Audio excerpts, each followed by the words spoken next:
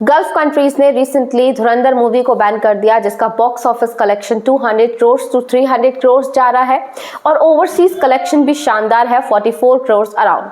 पर अगर gulf countries में ये पर्टिकुलर मूवी चल जाती तो इस मूवी से ओवरसीज बॉक्स ऑफिस कलेक्शन अपने रिकॉर्ड तोड़ सकता था, क्योंकि गल्फ कंट्रीज की 6 करोड़ की आबादी में से 90 लाख तो इंडियंस हैं और इसी वजह से एक बहुत बड़ा डायस्पोरा और बहुत बड़ा इंडियन मार्केट मिल जाता है बॉलीवुड को इन गल्फ कंट्रीज में।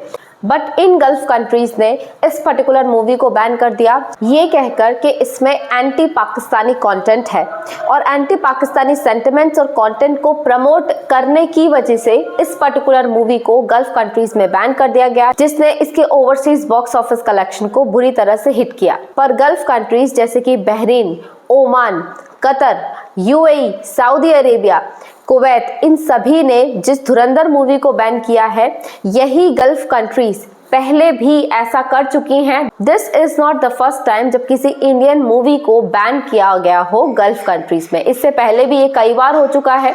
ऋतिक रोशन और दीपिका पादुकोण की फाइटर को भी इसी तरह से बैन कर दिया गया था और यूएई ने इसे तब ओपन किया था जब फिल्म मेकर्स ने इस बात से एग्री किया था कि जो प्रॉब्लमेटिक कंटेंट है वो उसे हटा देंगे। इसके बाद ही यूएई में फाइटर मूवी को अलाउ किया गया था। इसी तरह से सलमान खान की टाइगर 3 को भी गल्फ कंट्रीज में बैन कर दिया गया था, क्योंकि सलमान खान ने इसका दिवाली लॉन्च किया था, इसलिए इसे बैन कर दिया गया था।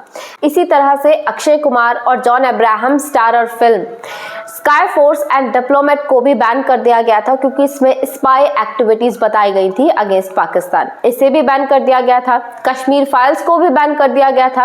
आर्टिकल 370 को भी बैन कर दिया गया था, ये कहकर के ये इंडिया और पाकिस्तान के बीच का पॉलिटिकल डिप्लोमेटिक मैटर को शोकेस करता है, तो हम इस पिक्चर को लॉन्च नहीं करेंगे। इसी तरह से इंडिया की not only one film but multiple films उन गल्फ कंट्रीज में बैन हो चुकी है जहां पर इंडियन डायस्पोरा बहुत एक्टिव है। 6 करोड़ की आबादी में करीबन से करीबन 90 लाख इंडियन डायस्पोरा इन गल्फ कंट्रीज में रहता है और इसके बावजूद भी गल्फ कंट्रीज का ये रुख इंडियन फिल्म्स की तरफ रहता है अक्सर।